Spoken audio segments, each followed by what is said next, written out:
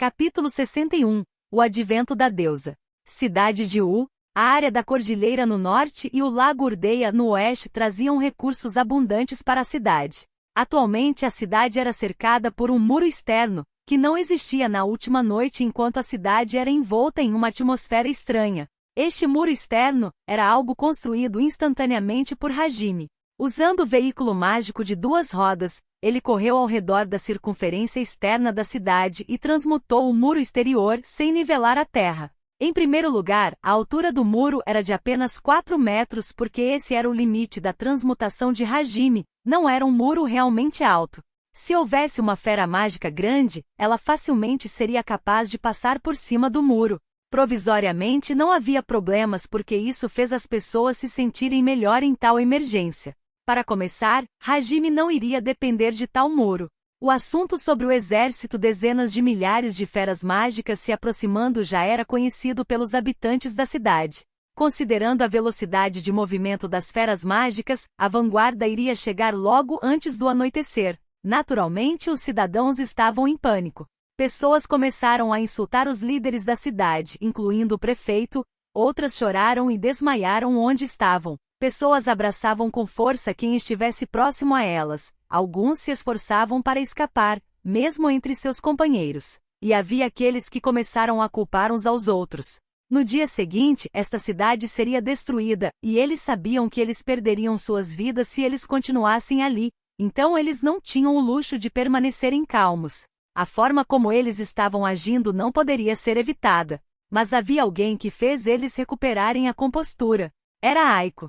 Finalmente chegando na cidade, os cavaleiros guarda-costas receberam o resumo e eles gritaram, deusa da boa colheita. Com sua aparência decorosa, mostrando que não temia nada, aliado à sua originalmente alta popularidade, as pessoas recuperaram a compostura por agora. A Tayama Aiko, de certa forma, era mais heroica do que um herói.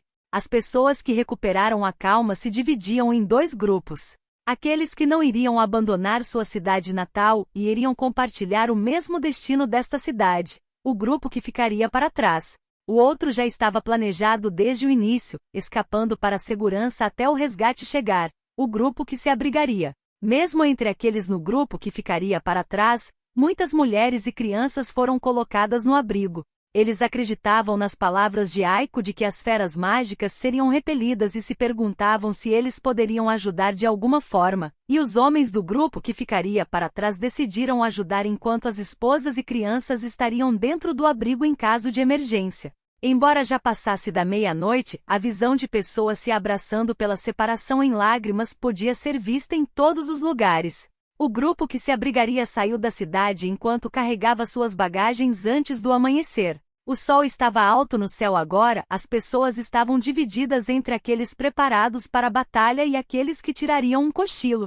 A maioria do grupo que ficaria para trás acreditava no grupo da deusa da boa colheita. Mesmo agora, nós vamos proteger nossa cidade nós mesmos. Nós vamos fazer o que pudermos. Eles estavam repletos de espírito. Mesmo que pessoas morressem, havia mais animação do que o normal, então Hajime se sentou na muralha atrás da cidade. Não podia se dizer para onde ele estava olhando enquanto seus olhos se concentravam na distância. Naturalmente a seus lados estavam Yui e Shia.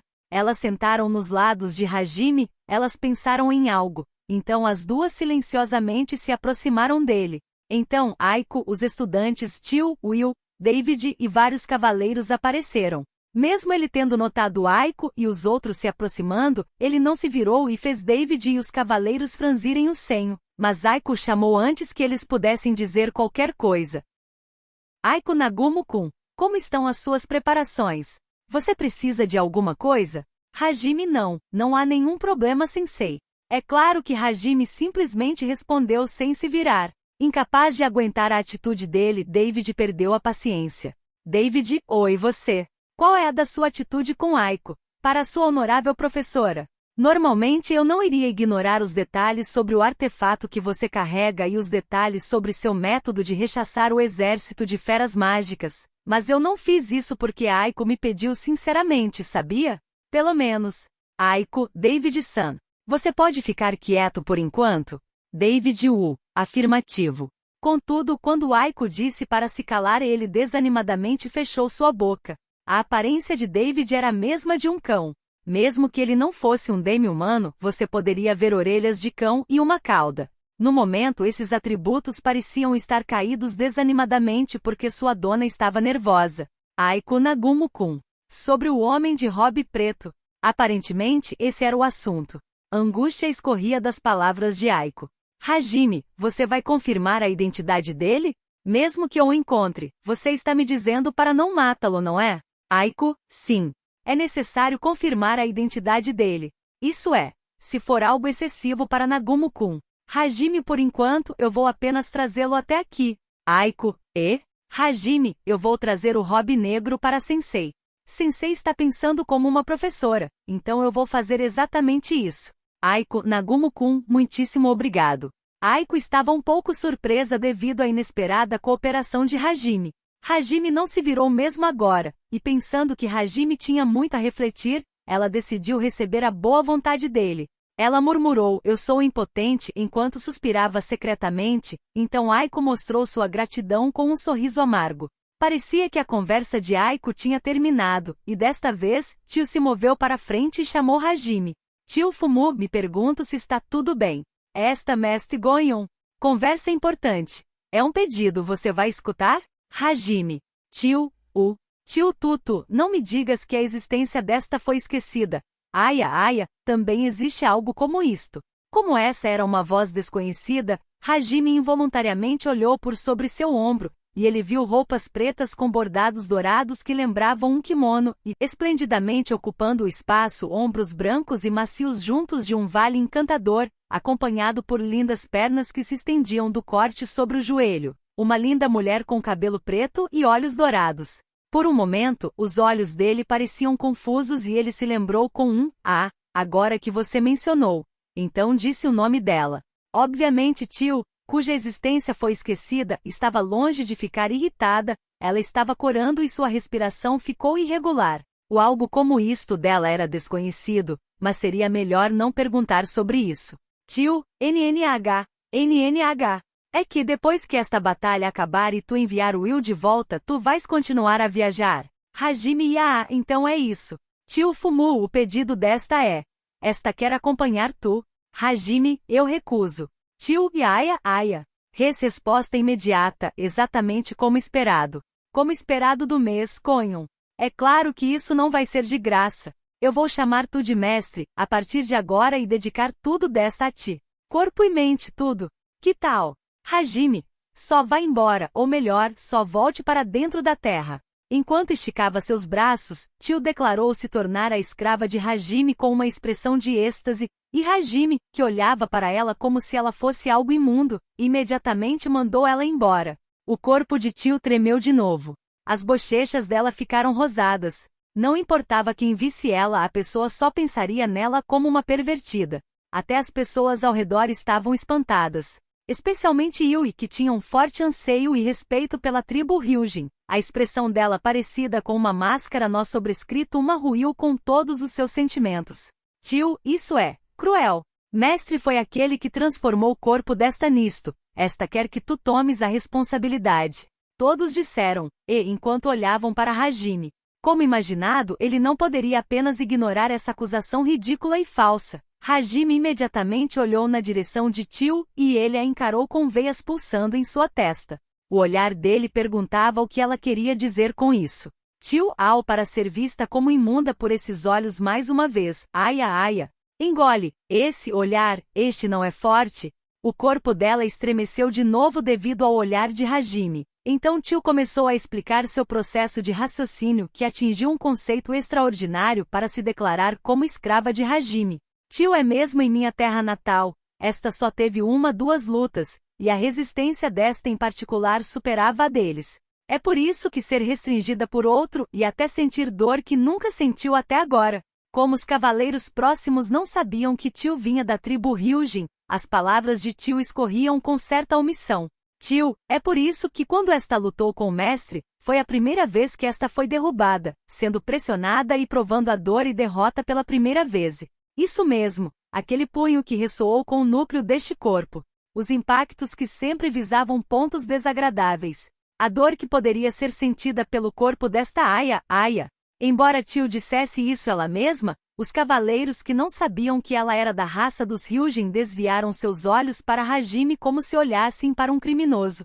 Se alguém escutasse isso imparcialmente, era completamente como um caso de agressão à mulher. Como você poderia atacar uma mulher tão linda? Foi o grito dos cavaleiros. Eles não o culparam francamente porque eles sentiram pena da vítima, Tio. Ao invés disso, os cavaleiros com forte senso de justiça estavam perplexos porque ela parecia muito feliz.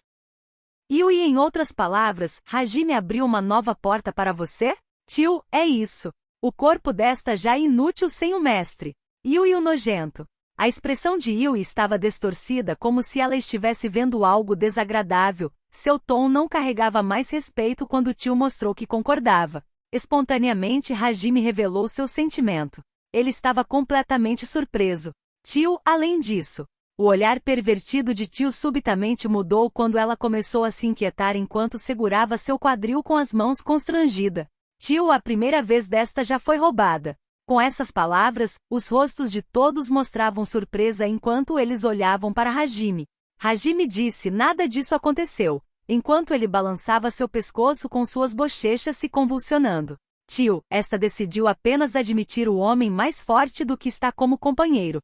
Mas não havia tal pessoa na terra natal desta. Ser derrotada e ser pressionada dessa forma, foi a primeira vez, para subitamente usar a bunda desta. Além disso, tamanha intensidade. É por isso que tu és o mestre desta. Esta quer que tu assumas a responsabilidade.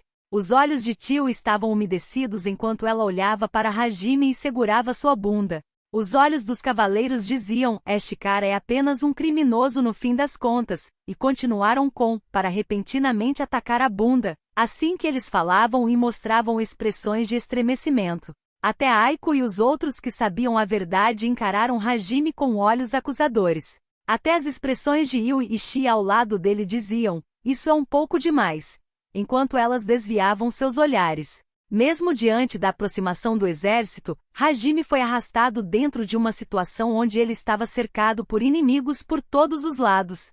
Hajime, você não tem coisas para fazer? Foi por isso que você saiu da sua terra natal. Como Yui e os outros desviaram seus olhares, Hajime falou desesperadamente sobre a investigação da raça dos Hyujin. Tio, Mu. Não há problemas. Isso vai absolutamente se tornar mais eficiente se esta estiver ao lado do mestre. É como atingir dois pássaros com uma pedra. Veja, não acontecem várias coisas em viagens. Está tudo bem descontar a frustração nesta, ok? Também está tudo bem fazer isso com mais força. Isso não é algo bom para o mestre?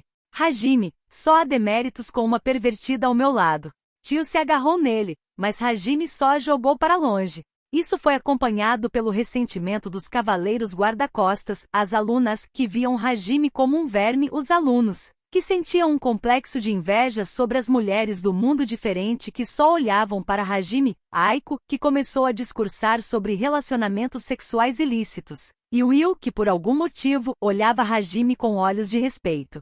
Dentro de tal situação caótica, o exército continuou a se aproximar deles, e quando Hajime começou a ficar cansado disso, eles finalmente chegaram. Hajime. Eles chegaram. Hajime repentinamente voltou seu olhar para a área da cordilheira no norte. Ele exibiu seus olhos semicerrados enquanto olhava para longe. Mesmo que eles não estivessem em um local que poderia ser visto a olho nu, Hajime claramente podia os ver pela imagem das aeronaves de reconhecimento não tripuladas, que mostravam a cena em seu olho mágico. Havia uma multidão de feras mágicas que cobriam totalmente o chão. Ao lado de feras mágicas com forma humanoide como os brutais, havia feras mágicas com 3 a 4 metros e monstros parecidos com lobos negros. E havia também feras mágicas semelhantes a lagartos com 6 pernas, feras mágicas parecidas com pitons sobrescrito 2 com agulhas se projetando de suas costas. Feras mágicas em forma de louva-a-Deus com 4 foices, enormes feras em forma de aranha com inúmeros tentáculos crescendo por todo o seu corpo, e havia também cobras completamente brancas, com 2 cabeças. Era realmente uma rica variação de feras mágicas e a marcha delas fazia o chão tremer enquanto uma nuvem de poeira se espalhava com a enorme força delas. Seus números pareciam ter aumentado ainda mais desde o momento em que foram confirmadas na montanha. Era um enorme exército ao redor de 50.000 a 60.000 monstros. Além disso, também havia feras mágicas do tipo voador acima da gigantesca multidão. Elas podiam ser comparadas ao pteranodonte sobrescrito 3. Uma das dezenas de pteranodontes falsos era especialmente grande, e uma sombra humana podia ser ligeiramente vista em cima dele. Era provavelmente o Homem de Manto Negro. Embora o comportamento de Aiko mostrasse que ela não queria acreditar nisso, era Shimizu Yukitoshi em 8 ou 9 de 10 casos. Yui, Hajime. Shia, Hajime-san. Yui e Shia notaram algo se aproximando deles pela mudança na atmosfera de Hajime. Elas chamaram Hajime. Hajime virou seu olhar para as duas e acenou com a cabeça uma vez. Seguido disso, ele voltou seus olhos para Aiko e os outros, cujos rostos estavam repletos de tensão atrás dele. Hajime, eles vieram. Apesar de ser consideravelmente mais cedo do que o previsto, vai levar 30 minutos até a chegada deles. O número é de mais do que 50.000. Eles são uma mistura de mais do que 2 tipos de feras mágicas. Escutando que o número de feras mágicas tinha aumentado ainda mais, Aiko e os outros ficaram pálidos. Para Aiko e os outros que pareciam apreensivos, Hajime pulou o muro e mostrou um sorriso destemido sobre seu ombro. Hajime, não faça essa cara, sensei. Não haverá problema só por causa da adição de várias dezenas de milhares. Exatamente como planejado, aqueles que podem lutar devem ficar de prontidão no lado do muro, em caso de emergência. Bem, mesmo assim, não vai haver chance para eles. Sem qualquer clima de luta, Hajime disse a eles para deixarem tudo com ele, e Aiko apertou os olhos que estavam brilhando ligeiramente. Aiko, eu entendo. Apesar de não saber o que eu posso fazer apenas por ficar aqui como você me disse, de toda forma, por favor, cuide-se. Assim que Aiko disse isso, os cavaleiros disseram, me pergunto se está tudo bem deixar isso com Hajime. E mesmo que seja tarde demais, nós devemos ir procurar abrigo. Enquanto eles corriam levando a informação para a cidade, até os estudantes olharam para Hajime com olhos complexos e então correram atrás de Aiko. Ao lado de Hajime e seu grupo, restavam apenas Will e Tio. Will estava falando sobre algo com Tio, então ele correu com Aiko e os outros depois de se curvar para Hajime. Tio respondeu o rosto questionador de Hajime com um sorriso irônico. Tio, como esta irá usar todo o poder desta para superar este incidente? No mínimo, esta quer que o garoto Will perdoe esta pelo que fez com os aventureiros. Foi esse tipo de conversa. É por isso que esta irá ajudar a ti. É que mesmo que o poder mágico desta não esteja recuperado o bastante para a forma de dragão, as chamas e o vento desta são bem impressionantes, ok? A raça dos Ryujin era chamada de existência singular pela igreja, e embora eles pudessem ser considerados como a raça dos demi-humanos, eles podiam manipular poder mágico diretamente, exatamente como as feras mágicas. Portanto, mesmo que ela não fosse o gênio que possuía todos os atributos e não precisava de encantamentos nem círculos mágicos como Yui, havia atributos em que ela se destacava, e ela parecia ser capaz de fazer isso sem encantamentos como Yui. Tio autoproclamou isso enquanto ela veementemente ressaltava seu peito para deliberadamente o enfatizar, mas Hajime silenciosamente jogou um anel feito de uma pedra cristalizada magicamente. Embora Tio mostrasse um olhar de dúvida, ela regalou seus olhos quando ela entendeu que isso era uma reserva de poder mágico feito com um cristal divino, então ela olhou para Hajime com olhos umedecidos e falou com uma voz trêmula. Tio mestre, para me pedir em casamento logo antes de uma luta. Esta, é claro, a resposta desta é: Hajime, nem pensar. Eu só estou te emprestando isso porque você tem o dever da artilharia, nem mais nem menos. Ou melhor, você acabou de tentar ser uma idiota como uma certa pessoa tentou antes.